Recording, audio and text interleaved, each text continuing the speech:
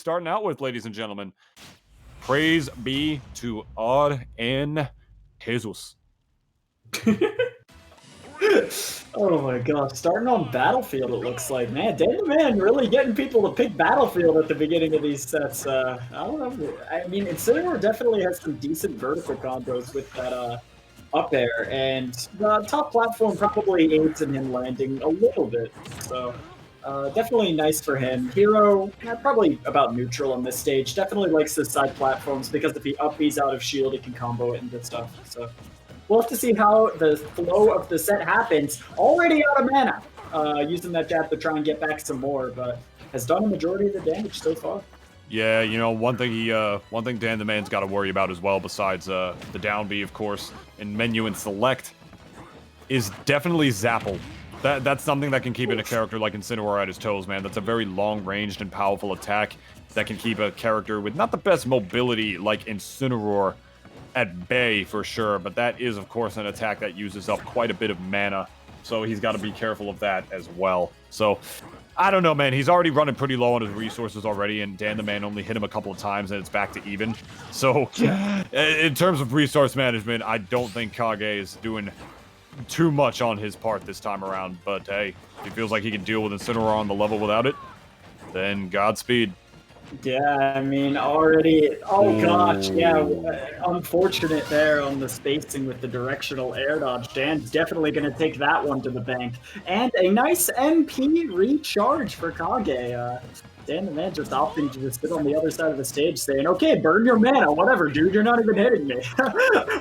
Correct me if I'm wrong, but did DanTheMan just try to ride off the momentum of that bang with a nair to get in on center stage? It looked like he literally knew, like he did. It looked like he tried to ride the windbox of that move. Yeah, I mean, I wouldn't doubt it, man. Dan is an intelligent fellow. I was gonna say, if that was your intention, you're wild. I mean, he's used to rigging his own brackets on Tuesdays, but he can't rig this one because he doesn't run it. So he just has to use his brains for good this time.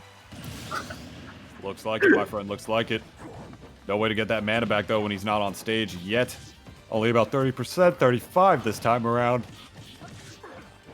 And honestly, I think we've seen pretty consistently on stream so far that Dan takes this game one usually to gather a little bit of data. He lost the first game to just Jackal, and then just kind of ended up steamrolling him. I mean, I don't know, dude. If you're losing to Dan this early on, things could be getting rough because it seems like things just got worse and worse as the set progressed. Ooh. Ow! That's a hell of a way to describe Incineroar forward smash, my friend. Ow, indeed. It didn't look like he got the tipper hitbox up at that time, but it's not going to matter. That move is still insanely strong, even with the quote-unquote weak hitbox that it presents as well. DanTheMan not doing a good job closing the gap in center stage, but he is still up a whole stock. Got a little bit less to worry about than Hero does here. Oh, God. Oh, God. Oh, gosh. And you see Kage having to go in because he's just used up all his mana. Like, he has no resource management at all. He just keeps using the mana. Perhaps he thinks he doesn't need to do it against a character as immobile as Incineroar, but that is not going to be the case right here. This character's got normals the size of Kathmandu, no pun intended. So once this character's actually in close on you, if you're forced to actually, you know, fight him up close because you used all your mana, you gotta be careful, dude. Yeah, you gotta be careful this time around. I feel like Hero's got all the resources, like menu, to just deal with this character from afar, but he's just being a little willy-nilly with them. But hey, it's Hero, so you know how. Yeah, we'll see. Maybe a whack comes out here. Maybe. There we go. Okay, yeah, it's weak hit. In the air. A heal? Maybe that'll be the difference maker. I don't know, man. That text is still pretty red. Oh. The text is still pretty red, man. I don't know how much it matters. He's got to be careful. I knew he's going to be fishing for F-Till here, DanTheMan. Neutrals reset again. Mana's actually charging a little bit, but this is going to be stock, yeah. Oh, the spine is just absolutely crushed. Like, poor Hero didn't know that he was in for, like, a wrestling match. He's just like, oh, a nice fight against an enemy, and then his spine gets broken. Like, jeez.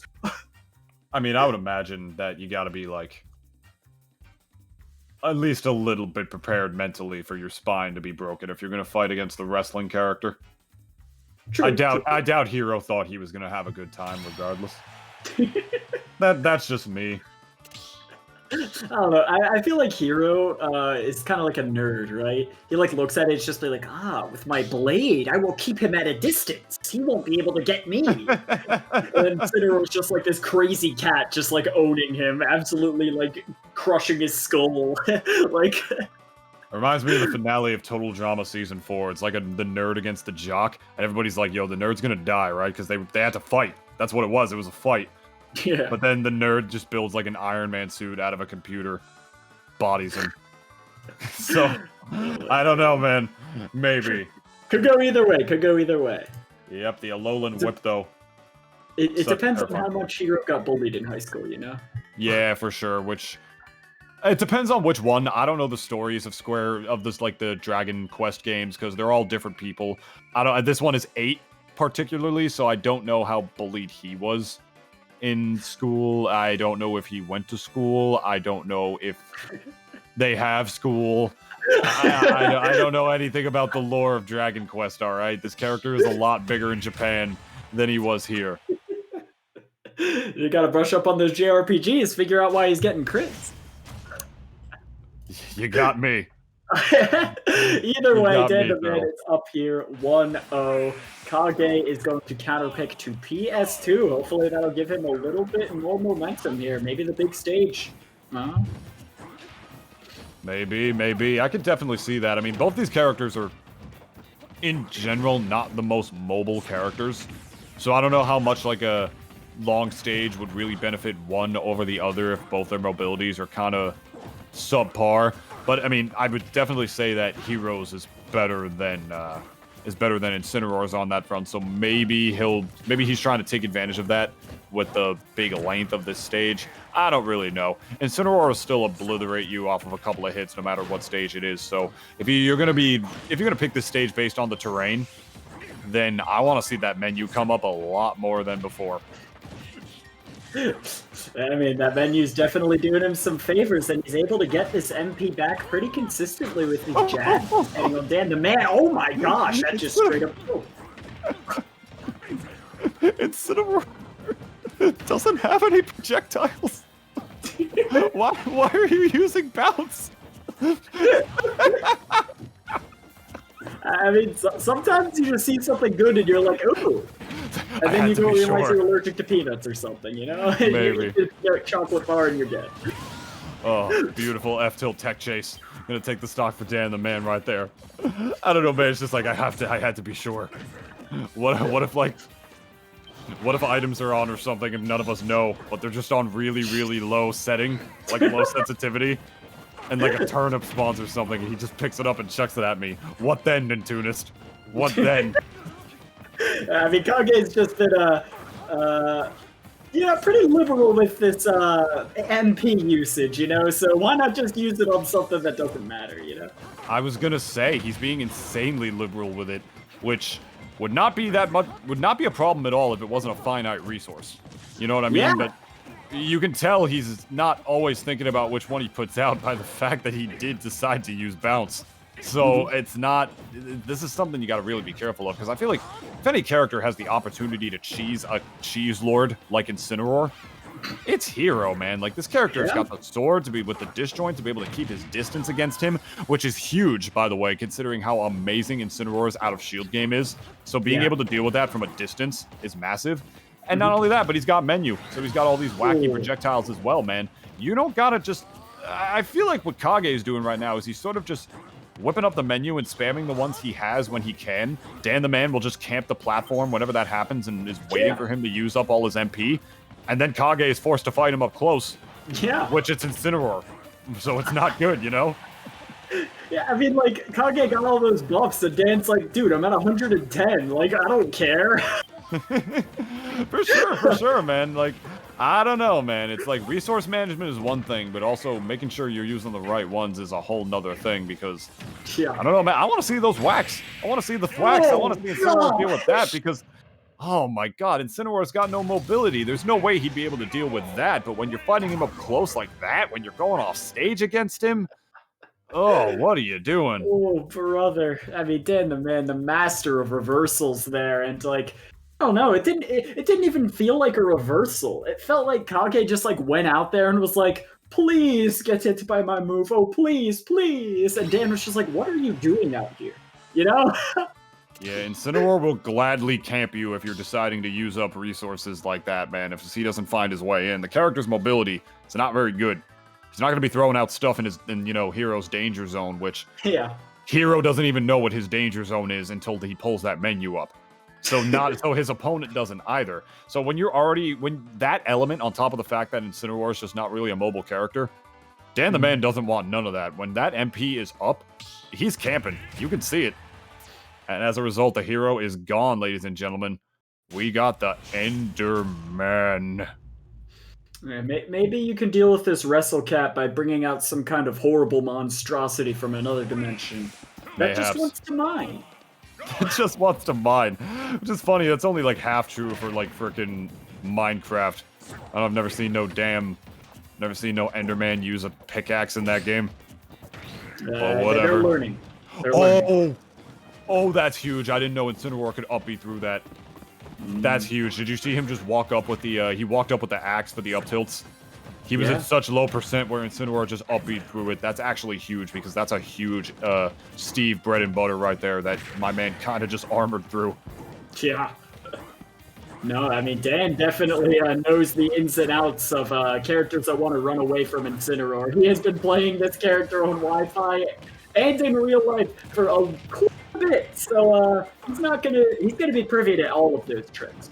Definitely a pro tip for Incineroar for sure, my friends, coming from Turtle Hands. Is that if you're gonna main this character, you kind of got to know how to deal with getting camped. For sure. Dan always complaining on Twitter saying, "Please stop camping me, please." Oh yeah, no. I'll just keep swinging. I'll keep swinging at the darkest lair. You know, your frame 5 out of shield option. Sure, I'll just keep swinging at that willy-nilly. You got it, Dan. I'll because you asked. Because you asked me to stop.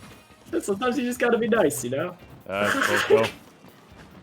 Either way, it's about even right here. Kage has not a lot of iron, but definitely has that diamond on lock, so that's definitely huge. Oh, he's now coming back from that. Nope. Yeah, there you go. That's already one thing to deal with. Wall. Oh, he's building the wall, but he's not getting his pickaxe back. He's actually hitting with his hand. If you can tell, my friend. Smacking him up. Does he not realize he doesn't have it? Dude, you gotta build resources. Yeah, that's true. Oh, that's actually a really, really good point.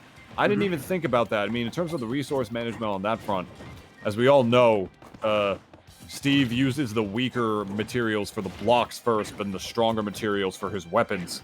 Yep. So maybe he wanted to save some of the stronger blocks for edge guarding Incineroar so he couldn't get through it because of how linear his recovery already is. Evidently, that's not the case. I mean, he pulled up the diamond sword anyway, so I don't know. But he is building a lot of walls. I'll give him that. Dan just like shoving his face into the wall over and over again, like, please break, why are you here? Oh my gosh, Kage is just all over this Incineroar. This Wildcat can't do the parry? Oh, dude. It's already working out a lot better than the hero was for sure. It's looking like DanTheMan doesn't have an answer to this quite yet. Swinging for the fences, but nothing doing that time. Trying to mix him up right there. I actually really like Kage. I really like the moves that he's choosing to use based on how much materials he has. Like right there, he didn't have the sword, and so he decided to run back to the crafting table, right? But it wasn't so he could actually get the sword back. He immediately side bead back in the direction of Incineroar because he was baiting him into thinking he was going to go get his pickaxe instead, which was a very smart thing from Kage right there to try to condition him into doing that option. Yeah, oh my gosh, despite this enormous lead and great mind games from Kage, suddenly DanTheMan finds himself just a breaths away from a kill at this juncture. Jeez. He's just not dealing with this, man. He's just like, he's just setting up rocks like, please, stop hitting me, please. Dude, his resources are actually running pretty low in the blocks department. He's actually almost halfway through. That's not good. My man's got to build resources, and he actually still doesn't have his pickaxe. He never got it back. Like, see? Like, dude, he's off the level. Get your stuff back. Wow. I think that forward throw might have Dude, just he's killed dead! Incineroar Get your outright. pickaxe back! What are you He doesn't want doing? to waste that diamond, man. He doesn't want to waste it. For what? He's dead! What are you talking about? It's like he only gets it back when he respawns. Yeah, Twice in a row now. I mean, I don't know. I feel like using your diamond at that juncture is a waste. Kage was just put in a very bad situation just due to the fact that he couldn't take that DanTheMan stock. Like, preferably, you don't have to deal with that. And now, he can get his pickaxe back whenever he wants, because he doesn't have to worry about saving it for a respawn or anything, or wasting material. I mean, I guess, but he's got another diamond already. Yeah, I don't know. Maybe he just wasn't aware of how many diamonds he had. That's interesting. my My man gosh. was just playing the game, not looking at his resources. Which is By the pretty way, which is pretty characteristic considering how willy-nilly he was with his MP in Yeah. that first game. But he might be dead Oh, here. yo. Yep. Yep. Yeah, I mean, that's just so hard. Like, Incineroar has almost no mobility options to deal with that cart. And he can kind of jump revenge it, but it's a really tricky timing and a weird hitbox in order to be able to do that. And even that, Steve can punish. So it's like, man, what do you do when that minecart is coming at you when you have so few options as Incineroar? And Kage definitely noticed that, especially by the end of the game. So this is looking pretty good if DanTheMan can't make necessary adjustments here. He might even just switch characters.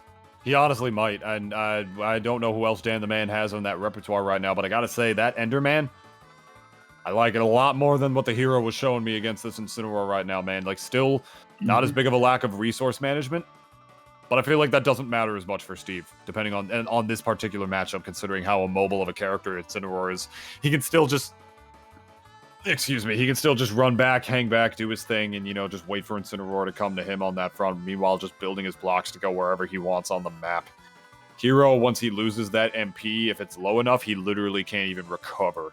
So that's where Hero will sort of falter if he's too willy-nilly with his resources. Steve, on the other hand, can afford to be a little more gung-ho with it, if you would. So, yeah. Yeah. Oh, No, wow, absolutely. there it is! Yep. Wow, that's actually such a good counter pick, too. Uh-huh. Suddenly, Steve doesn't have that luxury of just being able to run away and mine for hours because Captain Falcon is going to run you down. So we'll see how DanTheMan's character adjustment works on Town and City in this game 4. It's all going to depend on if he's going to be able to get DanTheMan off the level when he has to, because just like Incineroar, Falcon has a pretty exploitable recovery, and if he puts those blocks in the right places, which he unfortunately didn't right there to reset the up air combo, this could spell disaster for Dan as well. But in terms of neutral, I agree, man. Now it's anyone's game. Absolutely. Just about even percents here. Minecart's still going to be trouble no matter what character you pick. So The crafting table! Oh my god, it actually is. Oh, there it is. It respawned. Oh, that's hilarious. I've never seen that happen. Town and City's just like, all right, goodbye. Dude, Steve You had makes your me fun. laugh so much whenever I watch this character, but that is because literally some new stupid thing like that happens every time I watch this character, man. Oh, he's so silly. Oh my gosh. Stuck on the platform. Ooh. I like that back air a lot. Yeah, and despite all the timing mix-ups that Steve has in those aerial situations, his base stats are generally pretty bad. So Dan just kind of sticking to where Minecraft Steve is and just slapping him up. Really good stuff from Dan. And I really love that falling nair to get around the minecart as well, man. You can still hit, I do believe you still can hit Steve when he's in the minecart if you hit him himself, not the actual cart. Sort of like Bowser Jr.'s side being on that front. And, yeah, that time around, he just elected to use a falling nair to get, like, sort of a longer lasting hitbox, rather than just, like, one hitbox, you know, just get some multiple hits out there. So we could have a better chance at hitting him. And especially since he was at high enough of a percent where he knows it's gonna kill. But when he's got that redstone, kind of has a crazy burst option at the beginning, man. If I'm not mistaken, I think it's got a little bit of invincibility. Could be dead wrong about that, I'm not sure. That's where you got to be careful swinging. Yeah, absolutely, man. I mean, even percent so far, I mean, just summing up that situation perfectly. But Dan trying to sum up this stock as quick as he can with that down air to up smash. Jeez, that scoop. Oh my gosh. I don't know, man. Definitely got to be really careful dealing with those blocks. It beat Falcon Kick. Did you see that? The minecart just straight up beat out Falcon Kick, saying, "I will completely negate your huge hitbox, powerful burst option here." My God, I'm liking the Enderman counter pick. It's working out a lot for him, man. But the Falcon showing some signs of life. Yeah, indeed. Oh my gosh, that landing back air. It's just the faint hit. Oh my gosh. Wow, going crazy for that jump read. Dan's not going to get punished for it. Kage not able to take advantage of the situation. More minecarts coming out. Kage just mining for these materials. No longer has a hatchet. He's definitely going to be trying to get that back relatively soon. At least I would if I were in his shoes. Ooh. Falcon's just rushing him down, though, no matter what he tries. I love the down angle of the up B right there in the Elytra. Elytra? Did I pronounce that right? I don't know. Yeah, something like that, man. Yeah. Oh, perfect. Perfect out of shield punish. Despite that being pretty safe, Captain Falcon has a disgusting range on that up B out of shield. For sure, man, for sure. You can't be pressing buttons against Falcon's shield too willy-nilly. Doesn't even matter which side. He'll be able to turn it around if you decide to cross up his shield with it. Got to be careful and do that from a distance if you want to cross up this character's shield or just hit his shield in general. And it's really interesting because I feel like Steve doesn't exactly have the fastest grab. So that's something he's got to be careful for as well, because if those shield comes out, obviously grab beats shield, but if the grab is that slow, it just gives DanTheMan all the more time to be able to get that burst option. Oh my gosh. I mean, like, speaking of time, Kage was actually running really, really low on those resources, and DanTheMan was trying to force that situation. Definitely a great idea on his part, but Kage just able to get that stock. Still running low on those resources, but it has at least 4 slabs of iron left. Coming back with this lead, things could get a little scary for both competitors here. This is tough. Still got a gold still got a diamond pickaxe and sword, but only a gold hatchet this time around, or a gold axe, whatever. So those up air strings are going to be a little bit weaker, which might actually be good for combos, I'm not going to lie. But Falcon's getting to the point where combos are not going to be as much in play. Now it's about searching for the kill, just narrowly rolling to get away from that up B out of shield. That was so dangerous. Choosing to mine resources instead of going for a Steve ledge trap against Captain Falcon, dude. Kage might live to regret that. Oh my gosh. Okay, Dan, again, fishing, but having that top platform available and that short right in your face Falcon Kick just breaking up all kinds of momentum, sending Enderman back to the skies. I don't know where he lives, man. Somewhere in space. Either way, Enderman is taking